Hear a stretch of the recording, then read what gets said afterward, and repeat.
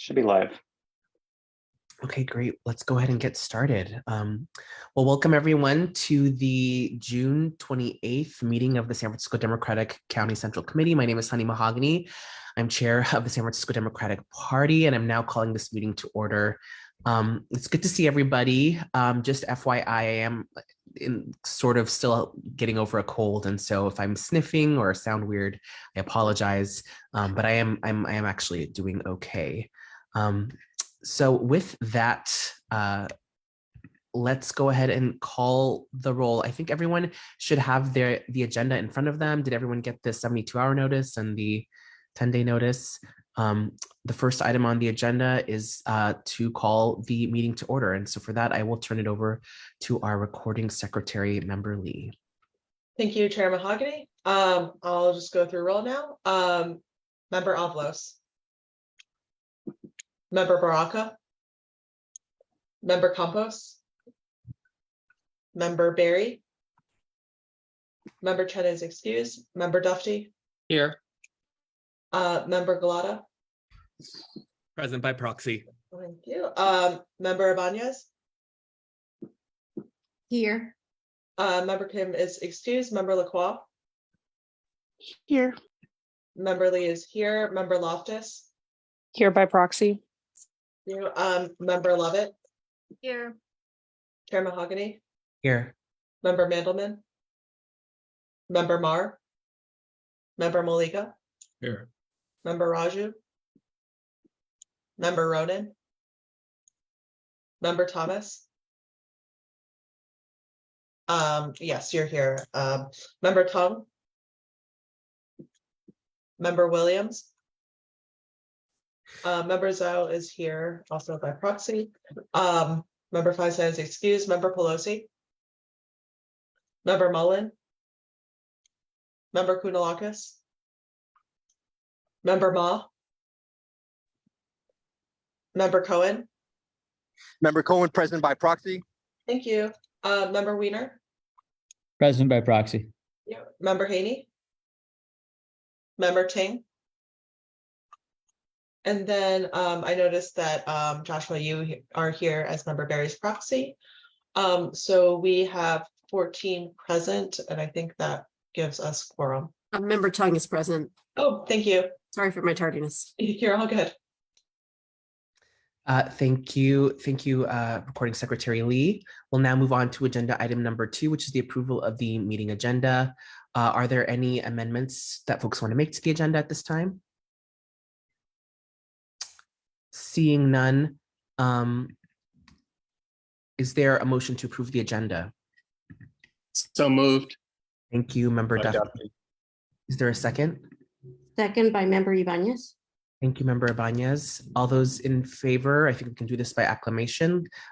Please say aye. Aye. Aye. Aye. Any opposed? Any abstentions? The agenda is approved. We'll now move on to the approval of the meeting minutes. I believe the meeting minutes were linked in the 72-hour notice. Are there any amendments to the meeting minutes from last month? Move approval of the minutes. Thank you, Member Dufty. Is there a second? Second. That was from Vice Chair Lacroix? Yes. Okay, great. All those in favor say aye. Aye. Aye. Aye. Any opposed, nay? Any abstentions? Thank you. The meeting minutes are approved. We'll now move on to general public comment. And for this portion, I will pass it on to our Executive Director, Moises Garcia.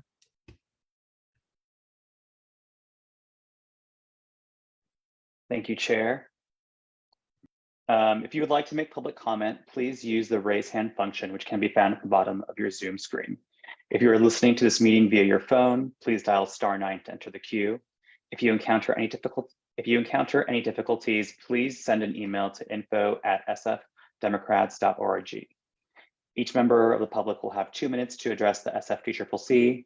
Associate SFDCCC members have floor privileges and may exceed the 2-minute time limit. I will promote folks in the order that I see your hand raised. Note that, please note that Zoom will notify you when you're being promoted to a panelist. Please click join as panelist to give public comment. Thanks in advance for your patience. Okay, I see one hand raised.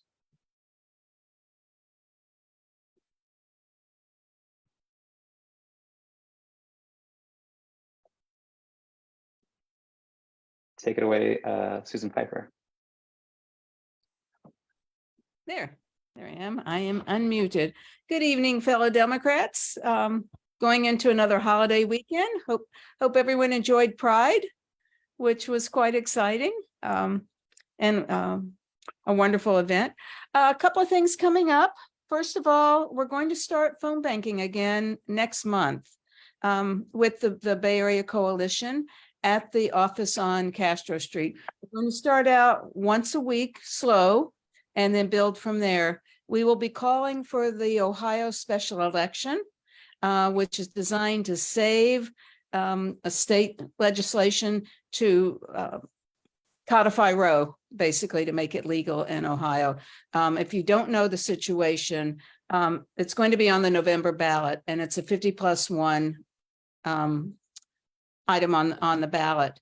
The Republicans are afraid it will pass, and this was to codify Roe in Ohio. So they came up with a sneaky plan to have a special election in August to change the rules on how such legislation passes and change it to a 60% threshold. A recent poll in Ohio indicated 59% of voters favored the legislation. So our goal is to reach as many voters, strong women voters in particular, to make sure they know there's a special election in August with only one item on it, and to tell them to vote no. After that, we'll be calling into the Virginia regular elections they have every 2 years to win control of the Virginia legislature. I think we're 1 seat away in one of the houses. And our friend Danica Rome is running for Senate this time in Virginia, and she'll be in the Bay Area, I believe, next week. I've forgotten the date, at Manny's for a fundraiser. And so we want to turn out and support her for that. She's fantastic. So we'll be working on Virginia. And then we're also starting to call into the Central Valley, into CA22. Early calls will be just to ask voters what issues are important to them. It helps us to build for scripts going into the election next year to know what people care about. It also makes them feel that the Democratic Party cares about them, to ask them what they care about. These are pretty easy calls. So we're gradually going to be ramping up for those. The other thing that has come up is one of my volunteers from when I did the new citizen voter registration in Oakland, and one of our longtime phone bankers in San Francisco, lives steps, she says, she's on Bush Street, just steps from Fillmore Street. And the Fillmore Jazz Festival Street Fair is this weekend. And she has been goading me to do voter registration. And finally, I'm like, okay, let's do it. So we're going to set up in front of her house with an ironing board at 2125 Bush on Saturday and Sunday. And again, it's less than a half block from Fillmore Street, where volunteers can check in and get their clipboard. And I don't have one here to show, but we're going to have a clipboard sign that's a voter register to vote, lists the various reasons why people might need to register to vote, if they want to change their party, if they're new in town, if they become a citizen, if they've turned 18, that sort of thing. And we will also have a QR code. So we'll have the forms that they can fill out in person if their signature is not on file at the DMV, and we'll have a QR code so they can do it right there. So this time we're going to make it easy for the volunteers. They get the clipboard and their instructions, and they can walk around the festival so they can enjoy the Fillmore Street Festival as well. The music, the crafts, the food, etc., while they're holding up their clipboard and registering people to vote.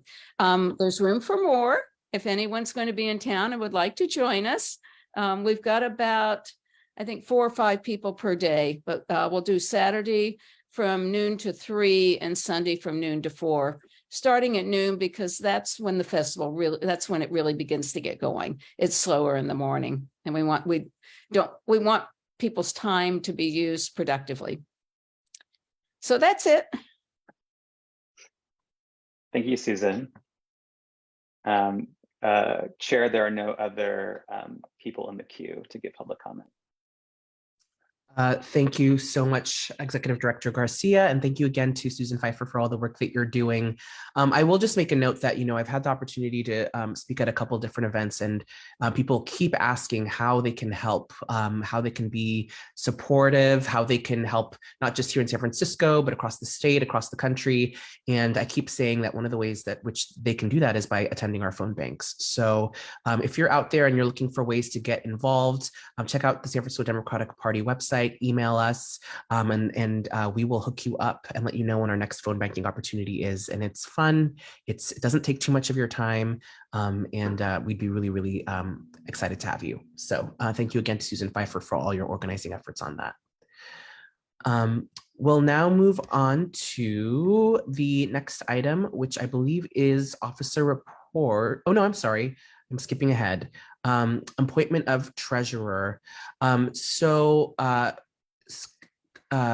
Morales has stepped down from treasurer, and so we've been looking for folks to step up into that role. Member Zoe has graciously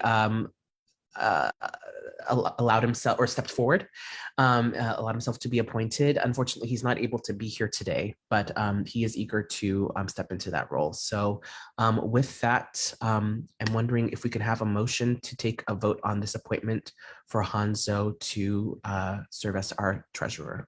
So moved, Dufty. Thank you, Member Dufty. Is there a second? Second. Oh, thank you, Member Ibanez. I believe we could also do this one by acclamation. All those in favor say aye. Aye. Aye. Aye. Any opposed, nay? Any abstentions? Thank you and congratulations to Member Zoe for being our newly appointed treasurer. All the responsibility for tracking our finances is now yours. With that, we'll move on to our next item, item number 6, which is the appointment of the executive board members to the California Democratic State Central Committee.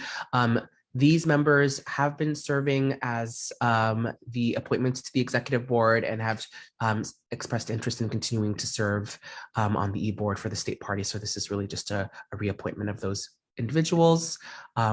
Colleagues, can we have a motion to approve this agenda item? So moved. Thank you, Member Dufty. Is there a second? Second.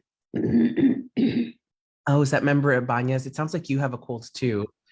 Yeah, I'm a little bit under the weather. We're in this together. Thank you for your second. I believe we can do this also with by acclamation. All those in favor say aye. Aye. Aye. Aye. Any opposed, nay? Any abstentions?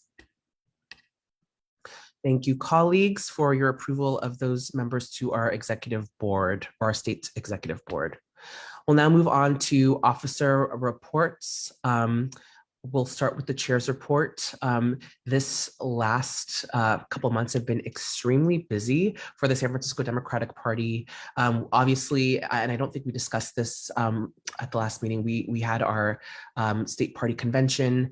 I was really thrilled to see so many of us go down for that and have San Francisco be well represented.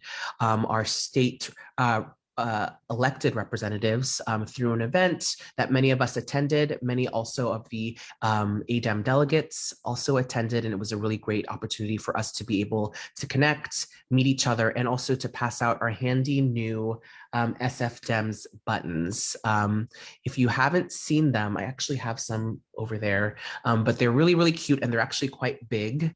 And I definitely encourage you to pick one up if you haven't gotten one yet, or if you didn't make it down to the state party convention. In addition to the state parties convention, we will be having, just an FYI, we will be having an e-board meeting coming up in August. There'll be some important votes happening then. So again, thank you for those appointments that will allow San Francisco to have a voice in many of those endorsements and votes. And in addition to that, I do want to actually take this time to also talk about fundraising, because I'm also the chair of the fundraising committee. We actually have a venue and a date now for our fundraiser. Our fundraiser is going to be on September 22nd, and it will again be at the Palace Hotel. The Palace Hotel was so generous with us last time and really, really helped make it a really exceptional evening. And so we are returning there again. And in fact, we already have money there as part of our deposit. So the ball is rolling. We are currently working on just confirming and finalizing our honorees for the gala, and we are creating our fundraising committee. And I want to give a shout out to long-term Democratic Party volunteer and gala volunteer extraordinaire, Kathleen, for being willing to be a part of it again. If you're interested in helping with the gala, if you liked the gala last time and want to help us redo it again, or if you had some thoughts or feelings about the gala last time and really want to create some changes, please let myself or Moises know, and we will make sure to include you as a part of the fundraising and gala committee. So with that, I will conclude my report. One other thing I will say is that we will have save the date graphics in a sponsorship packet that will be ready next week. So those will hopefully be in your inboxes soon. With that, I will move on to outreach. And for that, we will bring forward Vice Chair Lacroix.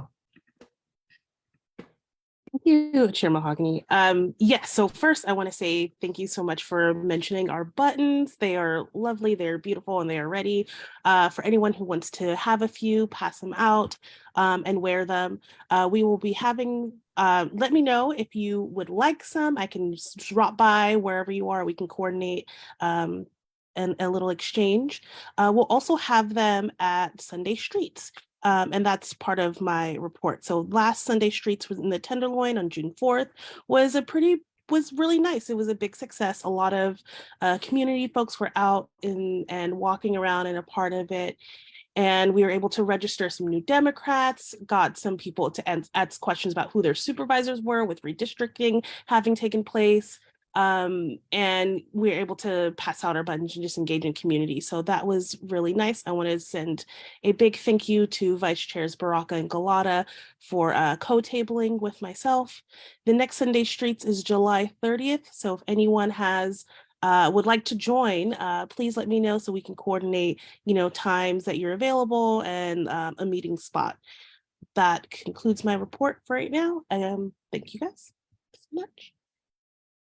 Thank you, Vice Chair Lacroix. I don't believe, do we have Vice Chair Baraka on here?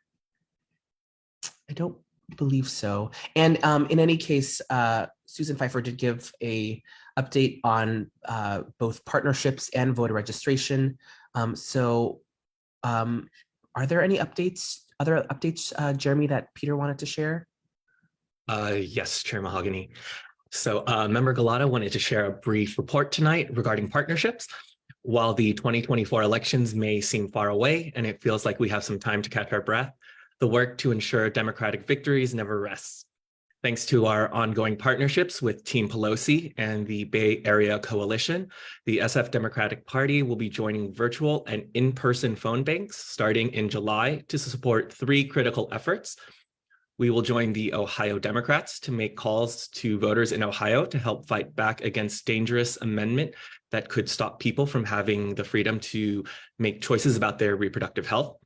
We will join Sister District to call critical state delegate races to win back a Democratic majority in the state legislature in Virginia. And we will team up with the California Democratic Party to make calls to voters in California Congress swing districts 22 and 13. By helping to make calls in all these races, we can defeat the anti-democratic movement within the Republican Party, dismantle the GOP's advantage in key swing states, and maintain and expand Democratic power in the state and federal level. We'll be sharing more info out with everyone soon, but the upcoming in-person phone banks, which will be held at the True to Blue neighborhood office in the Castro starting Wednesday, July 12th. Stay tuned and thank you. As always, to Susan Pfeiffer and Team Pelosi for bringing us together to make calls to voters so we can keep up the fight to protect democracy across the country. Thank you. Thank you, Jeremy. And thank you, Vice Chair Galata. We'll now move on to issues and resolutions with Vice Chair Levitt.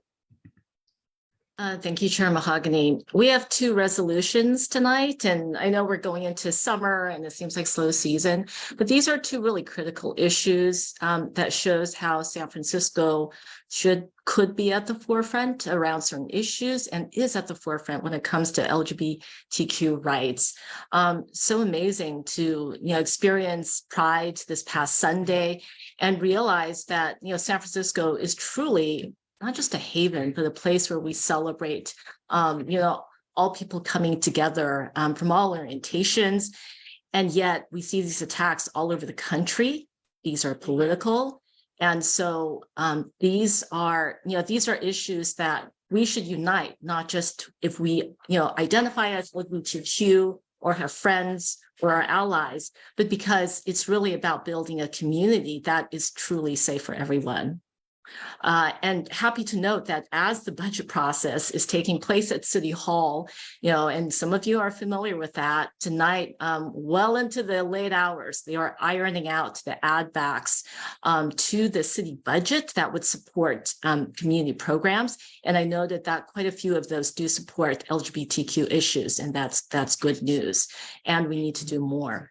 On the other issue, on the other resolution, the civil grand jury had issued a report and recommendations around what's happening with Bayview Hunters Point. And this is not the first time we've been there. There is cleanup of the contamination of this naval shipyard that has been botched with records falsified. Go back to the reporting around, I think, 2017-18 for that.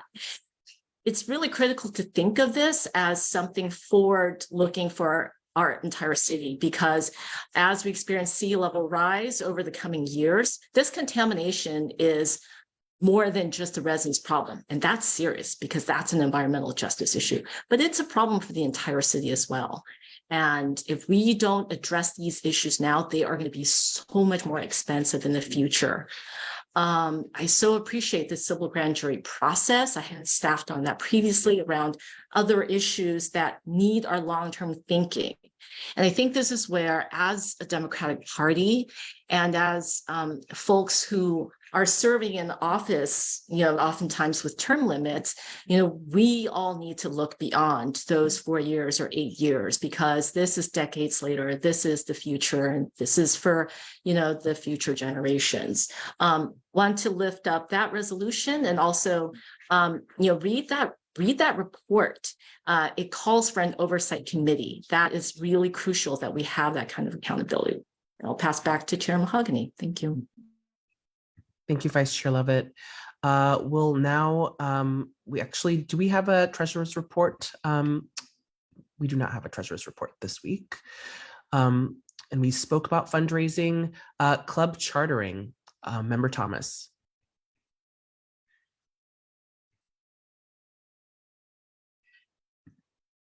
Oh, so I think Member Thomas is having microphone issues, so I will read what he has put in the chat just for the record. There are 2 potential Dem clubs in process, Portola District and Pueblo Unido.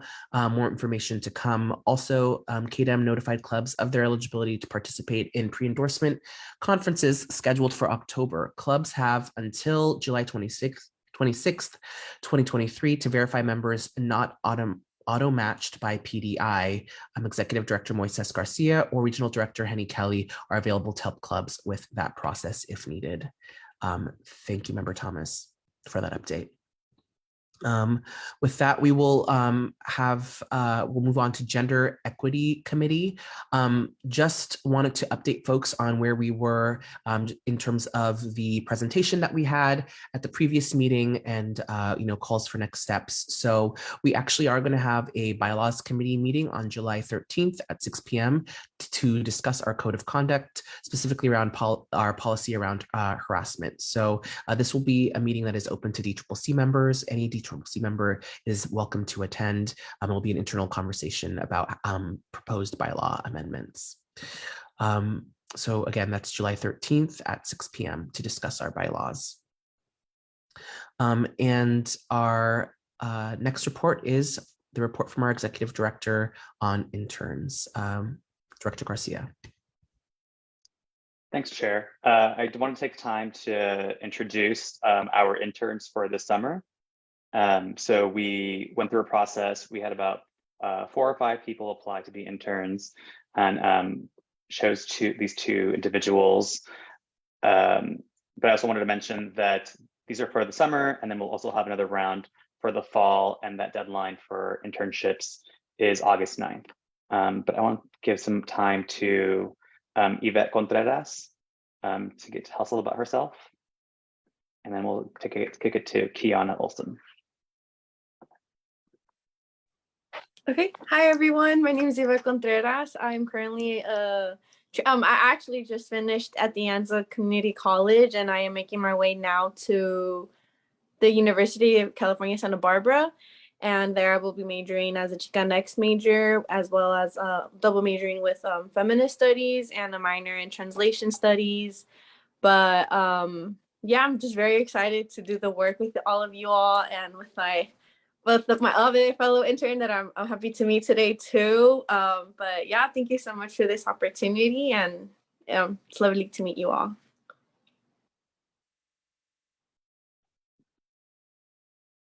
Go ahead, Kiana. All right. Hi, everybody. My name is Kiana Allison, and I am actually going into my sophomore year at University of San Francisco. I am a politics major with minors in history, and I'm also adopting a minor in public policy, but I'm really focused on education equity and housing and other things that the San Francisco Democratic Party frequently deals with. So I'm super excited to get started and to work with everybody and to just get more involved in what happens in the city. Thanks.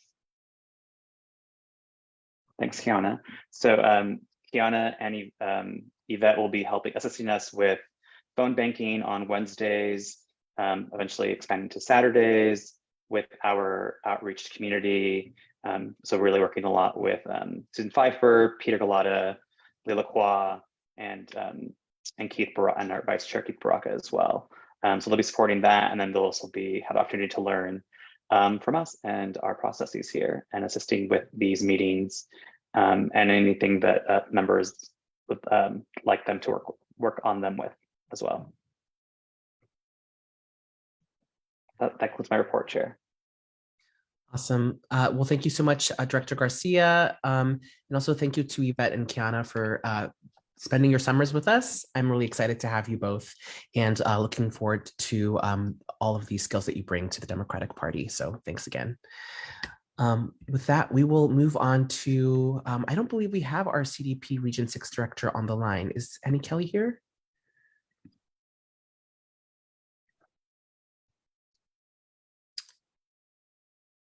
I don't see her.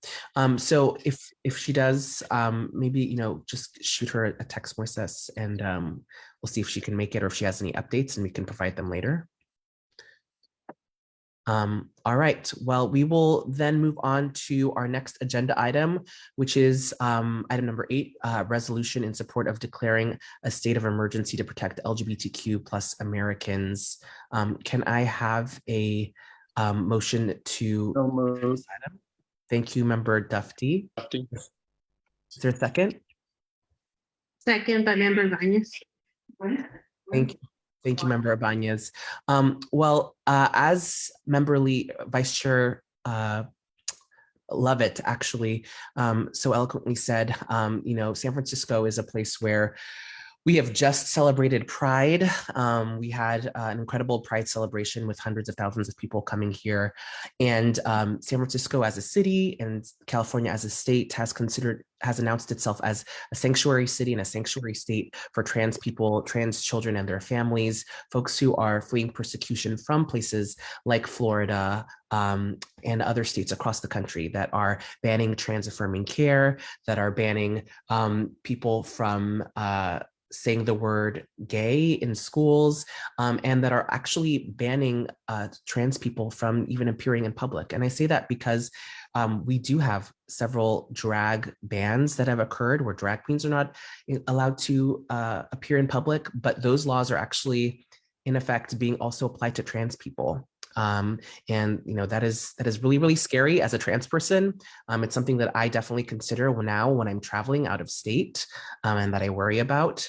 And as I've done research and started to follow people who are doing some of this work across various platforms, it's become very clear that this is an emergency, that people are fleeing for their lives and that people are fleeing in order to protect their families.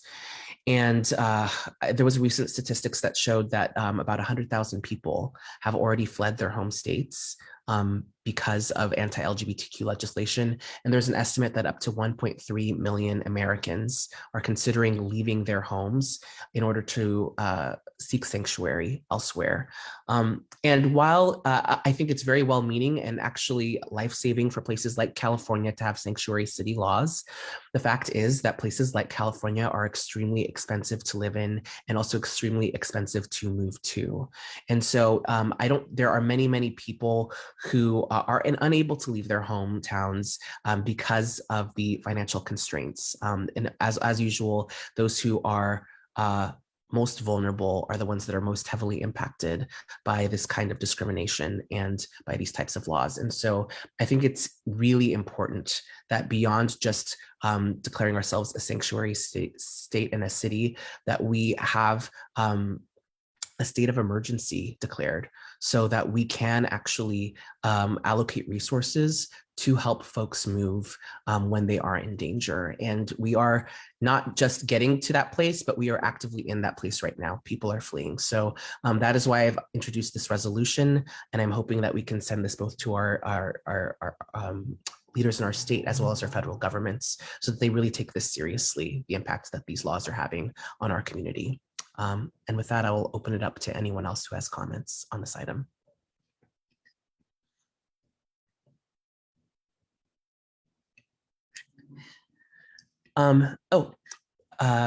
Joshua Ochoa, proxy for Member Berry. Yes, just really quickly, Member Berry asked me to send her comments, but what she said was, members, I'm in South Africa currently.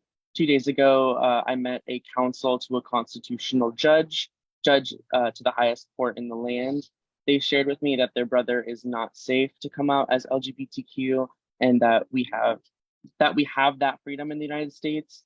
My heart goes out to all of those who are in those circumstances and believe that a lot of progress is being reversed.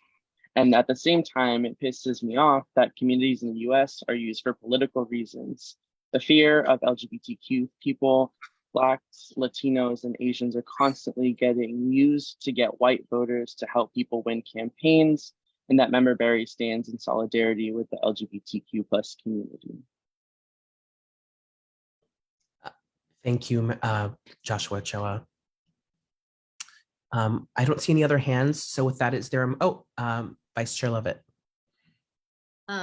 Yes, I met a council member from San Leandro on Sunday, and they're working on building affordable housing for LGBTQ in San Leandro, and we need to do more of that here in San Francisco. Is that Victor Aguilar? Yes. Yes, if we're going to be a sanctuary city, we need to create the resources for that. Yeah, thank you. All right, well, thank you, members. Is there a motion to approve this resolution?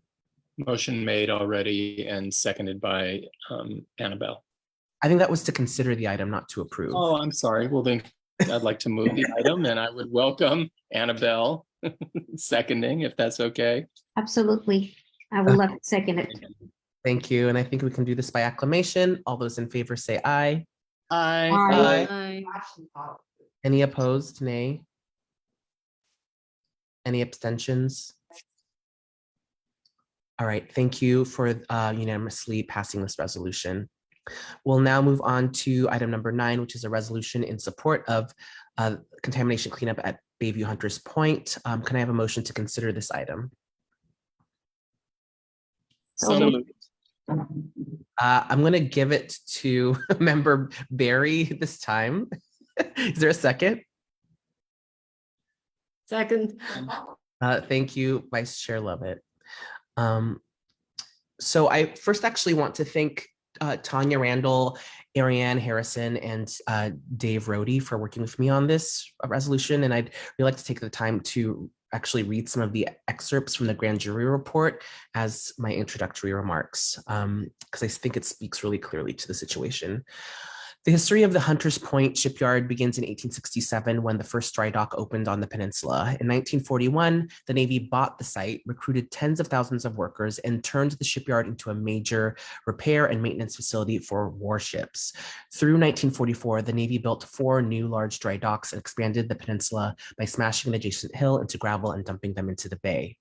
By 1945, over 18,000 workers, a third of them Black, had come to work at the Hunters Point shipyard. Most were housed in Navy barracks or in nearby Bayview. And due to the racist housing policies of the time, many Black workers and their families were limited in where they could live, and so many stayed in the shadow of the shipyard. In 1946, the United States conducted Operation Crossroads, a pair of atom bomb tests in the Pacific that went wrong, leaving the Navy with dozens of vessels badly contaminated by radioactive fallout. A new laboratory at Hunters Point developed a technique of decontaminating ships by sandblasting them on dry rock, and many of the radioactive vessels ultimately passed through the shipyard. The laboratory became the Naval Radiological Defense Laboratory, which operated until 1969 and was the site of extensive radiological experimentation and research. The shipyard became a regional hub for the disposal of radioactive waste, with workers packing voluminous waste and material from decontaminated ships, as well as material from other nuclear facilities all over the Bay Area, into 47,000 large steel drums and sinking them in the ocean near the Farallon Islands. Though the Navy ceased operation at the shipyard in 1974, the Navy would not take responsibility for the harm done in the Bayview Hunters Point until 1984, when 10 years later, when the federal Superfund law passed. It has now been nearly 40 years since the passage of the law, and efforts to remediate the shipyard have still not been appropriately handled. And now, with sea level rise, as well as recent groundwater rise, and the prospect of continuing development due to our severe housing shortage, it is more important than ever that a proper study and cleanup be conducted in the Bayview Hunters Point. If left as is, the contamination will further threaten the Bayview Hunters Point community and could potentially spell disaster for the health of the entire San Francisco Bay. So once again, I want to thank the community and environmental justice advocates for their work in advocating for the cleanup of the shipyard. And I want to especially thank again Dave Rohde, Tanya Randall, and Ariane Harrison for their work. And I just have to say that, in speaking with them at length, they were talking about their own health problems that they now have as long-term residents of the Bayview. All their community members, all their kids that suffer from not just asthma, but also cancer and other issues, and extremely high levels of toxicity in their labs, chemicals that should not be in the human body. These are things that are persisting even after the cleanup. And with the development that is happening in the Bayview, that is going to dig up more of this toxic waste, that's going to put it out into the air. And we definitely need that housing, but we also need to make sure that we're keeping everybody safe. So it is not the responsibility of the city or developers to do that cleanup. It is the responsibility of the Navy and the federal government to fix what it has done. So colleagues, I really hope that we can pass this resolution and ensure that the recommendations of the grand jury are met. With that, I'll open it up to anyone else who would like to comment. I see Member Moliga. Thank you, Chair Mahogany. You know, there's a lot of development happening in Bayview, but poor folks have been living out there forever, including myself. And, I just, want to raise, awareness around, acting on like issues such as this one, when it actually is happening and not when like, we're getting ready to redevelop and back in the Bayview, and a lot of residents have like undergone many illnesses, from asthma to, siblings, gotten sick out there, so I just want to say that because, how we treat our marginalized communities, who have been going through stuff like this for a long time is important. And so, we got to build, we got to expand housing, but folks back there have been suffering for a long time, so. But thank you for this now. Yeah, thank you, Member Moliga. I appreciate that. Anyone else? Member Levitt? Yeah, Chair Mahogany, I definitely agree that this is the job of the feds to take responsibility and put in the resources for the cleanup. And I do think it's the responsibility of the city to be watchdogs, both at DPH and through this oversight committee, so that we're really ensuring this process is happening and is properly staffed on the city end as well. Thank you, Vice Chair Levitt. Seeing no other hands, do we have a motion to approve this resolution? So moved. Thank you, Member Ibanez. Is there a second? Second. Is that Member Vice Chair Lacroix? Yes. Yes. Thank you. All those in favor say aye. Aye. Aye. Aye. Any opposed, nay? Any abstentions? Oh, seeing none, the resolution passes unanimously. Thank you, colleagues, for your support. We'll now move on to item number 10, which is new business. Are there any items of new business that folks would like to bring forward at this time? Recording Secretary Lee. Yeah, thank you, Chair Mahogany. Things are changing very rapidly with saving of public transit and the fiscal cliff that BART and transit operators across the Bay and across California are facing. I think many of you, I just want to give two updates. I think many of you have heard many thanks to our own Assemblymember Phil Ting for his leadership in negotiating the state budget, along with the leadership of Senator Wiener and many others who have made this possible. There was an additional $1.1 billion for transit operations. And when I say transit operations, what I really mean are jobs that keep our Bay Area moving.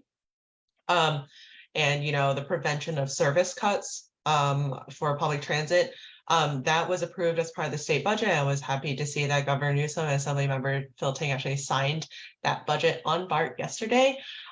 This is only just really scratching at the surface of the much bigger fiscal cliff that public transit is facing, but it is a critical and very important first step to address the fiscal cliff. I can tell you for BART, it will allow us to balance our budget at least for the next 2 years, which is huge, but big gaps still remain.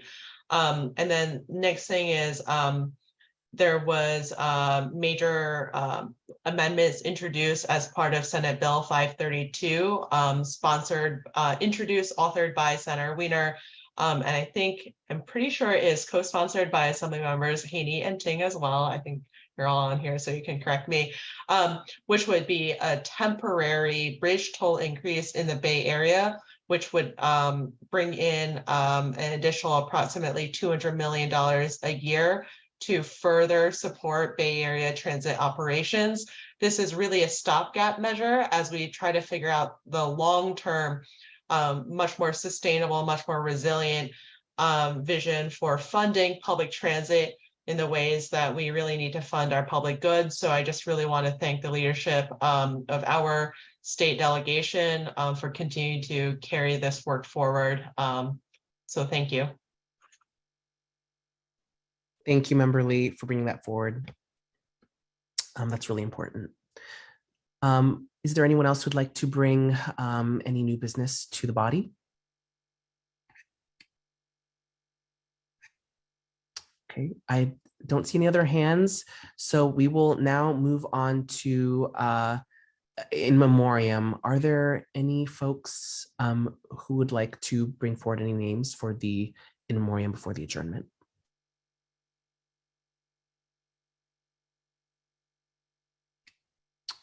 All right, I don't see any hands. This is probably the fastest meeting we've ever had, everyone. Thank you so much for being here and showing up. Happy Pride Month, and we will see you in July. Have a great evening, everyone. Take care. Thank you. Take care. Bye.